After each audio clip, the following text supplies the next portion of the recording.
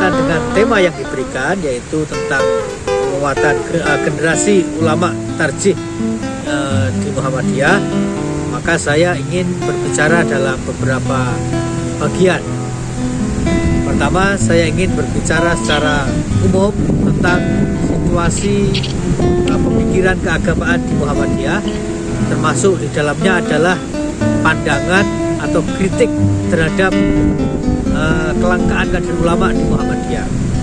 Kemudian yang kedua, saya ingin berbicara tentang situasi atau perubahan dinamika yang terjadi dalam bidang keilmuan hukum Islam, dan sekaligus juga dalam perkembangan dunia yang nanti kita hubungkan dengan hukum Islam. Lalu pada bagian yang ketiga, saya ingin bicara tentang bagaimana kita meningkatkan kualifikasi atau meningkatkan kualitas program ini, dan bagaimana seharusnya yang kita citakan, ya, idealisme yang kita cita-citakan tentang program pengkaderan ulama tarjih itu. Baik, saya ingin mulai dengan yang pertama. Muhammadiyah ini adalah sebuah organisasi, gerakan yang di dalamnya mengandung unsur pemikiran. Karena itu secara umum saya sering menggambarkan Muhammadiyah itu dalam 3 konteks, yaitu Muhammadiyah sebagai gerakan, Muhammadiyah sebagai pemikiran, dan Muhammadiyah sebagai organisasi. Nah, gitu.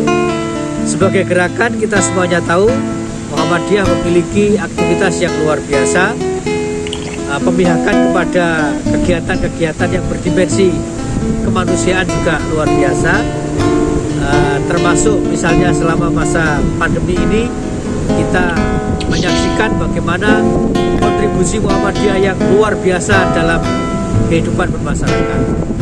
Nah, kemudian pada saat yang sama Muhammadiyah juga sebagai pemikiran. Nah, dalam konteks sebagai pemikiran ini ada hal yang sangat mendasar yang kita ketahui tentang Muhammadiyah, yaitu Muhammadiyah sebagai gerakan pembaruan atau gerakan tasdid. Nah, dalam hal gerakan tasdid ini tentu saja Muhammadiyah tidak berdiri sendiri. Tidak berdiri sendiri itu artinya tidak semata-mata karena perkembangan persoalan atau situasi yang ada di tanah air pada penghujung abad ke-berapa? Awal abad ke-20 ya. Tetapi juga dipengaruhi secara luas oleh dinamika yang terjadi di dunia Islam. Kalau kita mengikuti sejarah pembaruan dalam Islam yang disebut dengan tasdid atau islah, maka itu berkaitan erat dengan satu situasi yang dialami oleh dunia Islam secara global pada saat itu yang terjadi cukup lama. Nah, ini kan kalau kita belajar teori hukum Islam, khususnya berkaitan dengan sejarah perkembangan hukum Islam, maka kita akan mengetahui bahwa hukum Islam ini sepanjang masa dari zaman Nabi Muhammad sampai dengan hari ini mengalami perkembangan yang luar biasa, dinamis. Ada perbedaan-perbedaan yang cukup penting yang perlu diketahui. Kalau kita lihat, para sarjana muslim memang punya pemikiran atau punya cara yang berbeda-beda dalam melakukan periodisasi hukum Islam. Misalnya ada Mana'ul Qotton dalam Tarikh Tasri' al-Islami. Dia membagi ke dalam 4 saja, misalnya begitu. Tapi ada juga yang membagi menjadi 6, misalnya Khudoribik baginya menjadi 6 periode. Atau penulis-penulis yang lebih baru, misalnya ada Muhammad Farfur misalnya. Kemudian ada Badron, Ainainil Badron, juga membagi menjadi ada yang 5, ada yang 6. Tapi poin yang ingin saya sampaikan adalah ada satu kesepakatan yang terjadi di kalangan mereka semuanya, yaitu bahwa hukum Islam pernah mengalami satu situasi stagnasi. Nah, itu istilahnya bermacam-macam. Ada yang menyebutnya dengan daurut taklid, ada yang menyebutnya dengan at-taklid al-mahid, ada juga yang menyebutnya dengan daurul wukuf dan seterusnya banyak sekali. Tetapi intinya adalah ada satu kesepakatan di kalangan para sarjana muslim bahwa pemikiran hukum Islam pernah mengalami satu situasi di mana pemikiran hukum Islam itu tidak berkembang. Nah, kemudian diikuti oleh satu periode yang lagi-lagi macam-macam juga menyebutnya. Ada yang menyebutnya dengan at-taknin, ada yang menyebutnya dengan tasdid, ada yang menyebutnya dengan al-muftin fi al-fiqhu fi asril hadis atau al-fiqhu fi asril hadir, misalnya begitu. Jadi banyak sekali caranya. Tetapi itu tadi yang penting adalah ternyata setelah periode kemunduran itu diikuti dengan satu gerakan yang disebut dengan gerakan pembaruan. Nah gitu. Nah maka kita mengenal nama-nama seperti Jamaluddin Al-Afghani, Muhammad Rasid Ridho, atau gurunya dulu Muhammad Abduh. Tapi yang lebih awal juga kita mengenal tokoh-tokoh misalnya seperti Amir Ali misalnya begitu di India, kemudian juga Ahmad Khan juga di India, lalu juga sejauh sampai Ibnu Taimiyah misalnya. Nah dengan situasi ini lalu pembaruan pemikiran hukum Islam itu mengalami resonansi yang luar biasa di berbagai wilayah termasuk di Indonesia. Sehingga kalau kita membaca tentang sejarah pembaruan pemikiran hukum Islam itu, ya Kaidah Dahlan pasti masuk ada di situ. Misalnya ada satu buku yang disunting oleh Basir M. Nafi, seorang akademisi dari Oxford kalau tidak salah ya di Inggris. Dia memasukkan gerakan pembaruan Kaidah Dahlan itu sebagai bagian dari kontinum gerakan pembaruan pemikiran Islam di dunia. Nah, gitu. Jadi tidak berdiri sendiri. Nah karena tasdid itu tadi, lalu Muhammadiyah memiliki satu cara pandang yang khas terhadap hukum Islam. Nah cara pandang yang khas terhadap hukum Islam itu lalu belakangan diinstitusionalisasikan dalam satu majelis yang namanya Majelis Tarjih.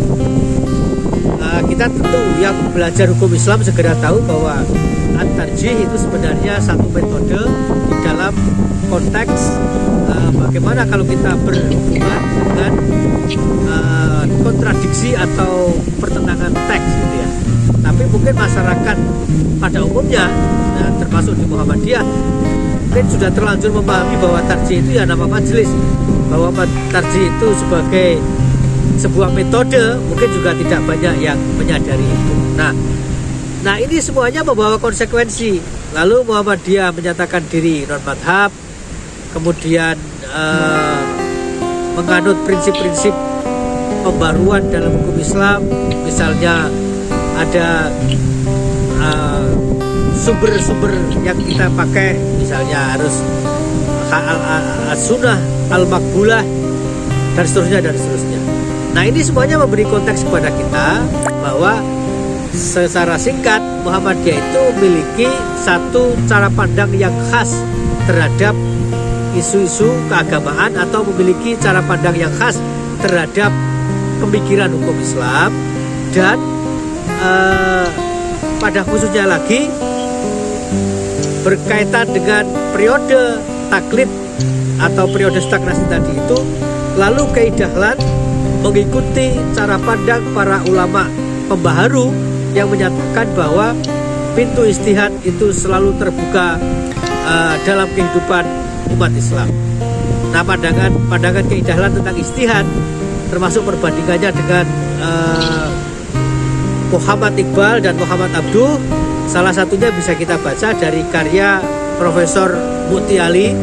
Bukunya tipis berjudul Pandangan Ijtihad Muhammad Abduh, Muhammad Iqbal, dan Ahmad Dahlan. Saya kira buku ini sangat baik sebagai pengantar. Nah, oke, kemudian karena situasi terus berkembang, maka kembali kepada periodisasi tadi misalnya sebagai titik tolak, kalau kita perhatikan maka rata-rata setelah era taklid tadi itu kemudian diikuti dengan taknin atau tajdid atau islah, itu rata-rata semuanya mengatakan sejak zaman apa sampai hari ini. Misalnya kalau kita lihat salah satu versi menyatakan kemunduran itu terjadi sejak Hulaguhan menyerang Baghdad, kemudian melakukan pembakaran dan pemusnahan terhadap karya-karya intelektual Muslim misalnya gitu.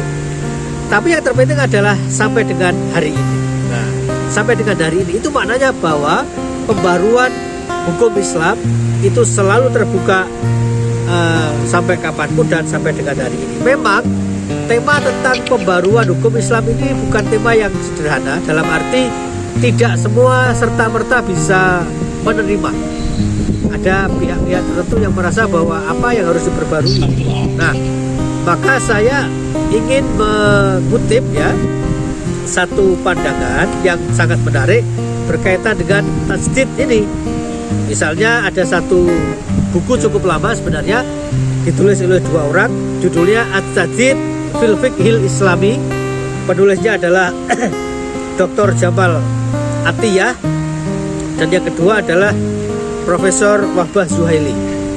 Nah, buku ini menarik karena berbicara tentang apa sesungguhnya yang harus dilakukan dalam melakukan pembaruan hukum Islam itu. Jadi karena buku ini sudah berjudul At-Tajdid fil Fiqhil Islami, dengan sendirinya kedua sarjana hukum Islam ini menyadari atau bahkan menganjurkan tentang pentingnya melakukan pembaruan hukum Islam. Nah, At-Tajdid yang disebut oleh Jamal Atiyah itu, misalnya dia mengatakan sebenarnya tajdid fikih itu bukan hal yang baru sama sekali. Karena menurut dia artinya bukan baru sama sekali dalam era kontemporer ini gitu ya.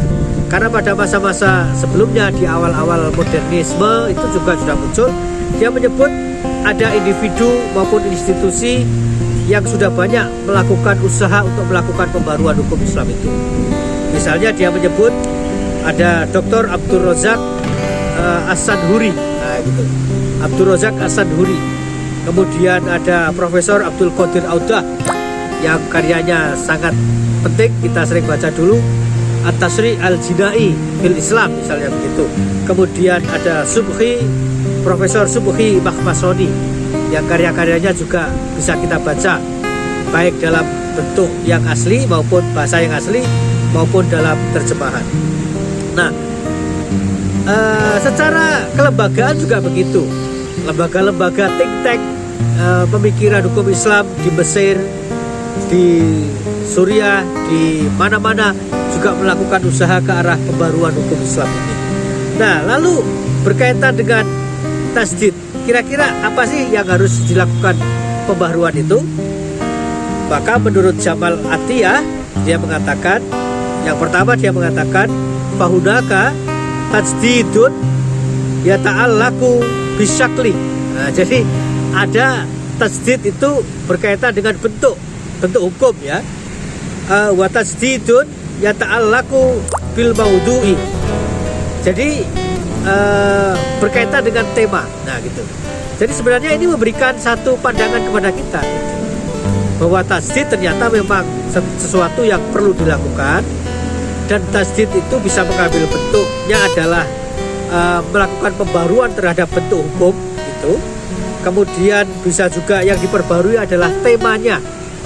Artinya tema-tema tertentu memang sama temanya, tapi berkaitan dengan perkembangan zaman, tema yang sama bisa saja mengalami hakikat yang berbeda. Itu. Nah, berkaitan dengan as-tajdid fil maudhu' fil fiqhil Islam itu, tajdid atau pembaruan yang berkaitan dengan tema atau tajdid tematik itu, dia mengatakan ada dua hal yang perlu dipertimbangkan, ada dua jenis gitu ya. Pertama adalah ya'ti min khariji nusukil Islam. Jadi pembaruan itu terjadi karena ada dorongan-dorongan dari aspek-aspek yang berasal dari luar Islam gitu. Tapi yang kedua adalah yati min dakhili nusukil Islam, yang bersumber dari umat Islam sendiri. Nah, memang Atiyah cenderung mengatakan bahwa yang dari luar itu kita abaikan saja karena itu punya potensi merusak itu ya. Tetapi saya agak berbeda dalam hal ini, artinya bahwa hukum Islam tidak bisa berada dalam satu isolated state, artinya situasi yang terisolasi dari yang lain-lain. Nanti akan kita bahas sedikit kalau masih ada waktu. Kemudian yang kedua, dia mengatakan wa yumkinu ayyakuma at-tasdid ala asasin manhajiyin. Nah, itu. Jadi kalau tadi itu adalah syakal wa maudu, maka pada yang lainnya dia mengatakan as-tasdid itu bersifat manhaji. Maka mau tidak mau as-tasdid al-manhaji itu harus dilakukan. Lalu yang ketiga adalah wa tasdidu matlubun ala maudu'aini asasiyaini. Itu.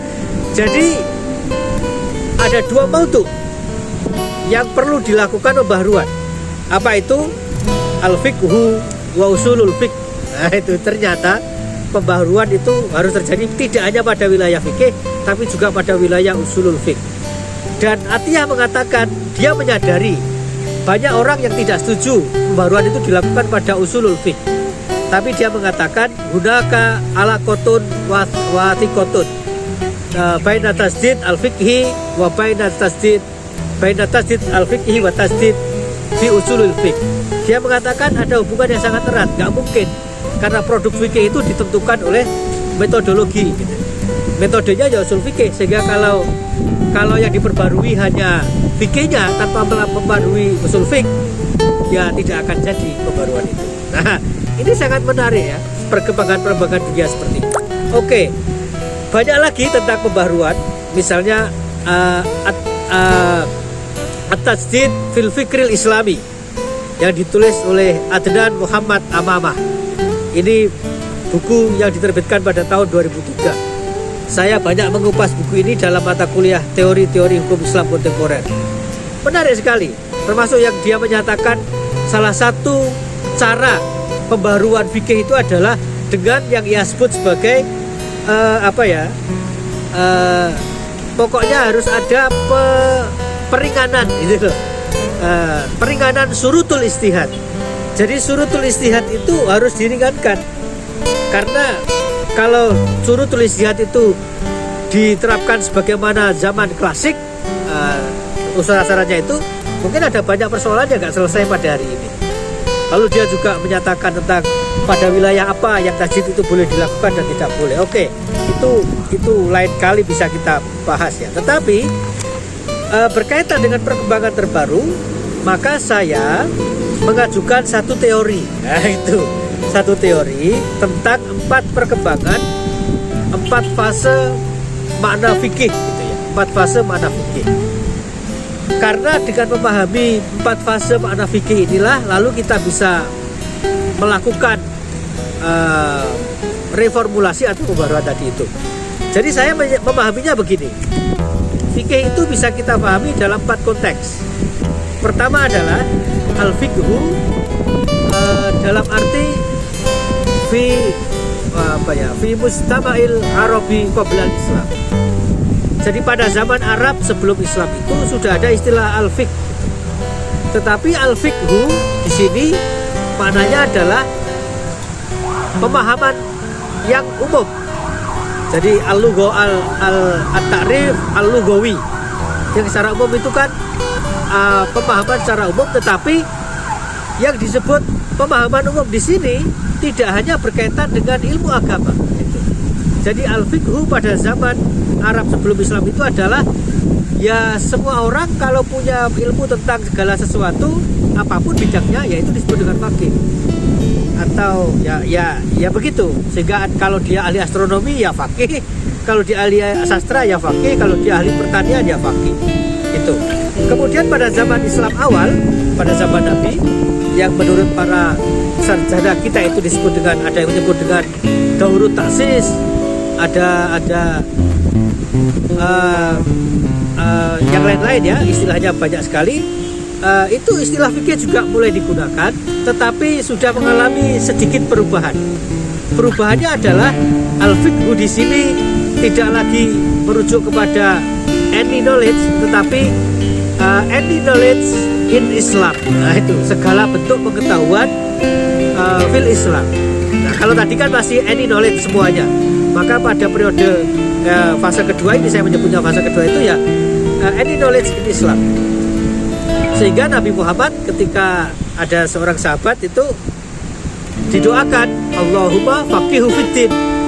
Oh ya Allahumma, ya Allah berikanlah dia pemahaman yang mendalam dalam agama. Nah, jadi agama al-fiqhu bermakna al-fahmu fi ulumiddin kulli gitu. Jadi laisa fil ahkam faqat, tetapi al-fahmu fi ulumiddin kullihi, semuanya saja. Lalu yang ketiga itu adalah ketika ada disebut dengan qiyamul madzhab ya. Jadi berdirinya macam-macam itu, maka fikih mulai berdiri sebagai sebuah disiplin ilmu khusus berkaitan dengan hukum Islam. Yang salah satu definisi populernya itu adalah al-ilmu bil ahkam syar'iyyati al-amaliyati al-muktasabati min adillatiha at-tafsiliyah. Nah, itu sudah teknis ya, sudah teknis. Jadi makna fikih yang ketiga itu sudah teknis. Sampai dengan hari ini kita menyaksikan itu. Tetapi pada hari ini saya menyaksikan ada perkembangan yang keempat. Dan perkembangan yang keempat ini dalam bahasa Inggris itu disebut resemble, menyerupai periode yang kedua, di mana fikih tidak lagi dirujuk semata-mata sebagai hukum Islam, tetapi fikih kembali lagi menjadi tidak semata-mata pemahaman tentang hukum, tentang agama, tetapi aneka perspektif Islam tentang aneka hal. Nah, gitu loh. Sehingga kita mendengar ada fikih air, apakah itu tentang hukum Islam? Tidak selalu. Ada fikih ini, fikih itu. Kalau saya baca satu-satu, apapun yang bernama fikih yang baru-baru ini, itu nampaknya tidak spesifik tentang hukum Islam, gitu. Tetapi saya memahaminya itu adalah Islamic perspective on specific topics, gitu. Jadi perspektif Islam tentang topik-topik tertentu. Nah, kalau demikian maka ini resemble, menyerupai makna fikih pada periode kedua tadi itu, gitu ya. Nah, ternyata hal seperti ini juga diyakini oleh Atiyah tadi, Jamal Atiyah. Dia menyatakan ada satu hal yang perlu kita lakukan di zaman ini. Dia menyatakannya dengan daruratu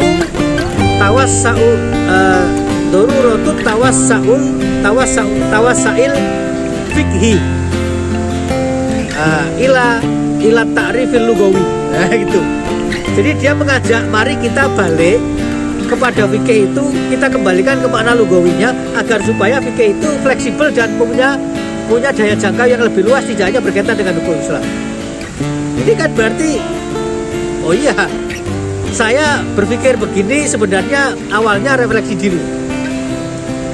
Tapi saya berpikir kalau saya mengajukan teori ini semata-mata refleksi diri saya sendiri, orang mungkin akan mempertanyakan, apa otoritasmu untuk menyatakan teori seperti itu, gitu.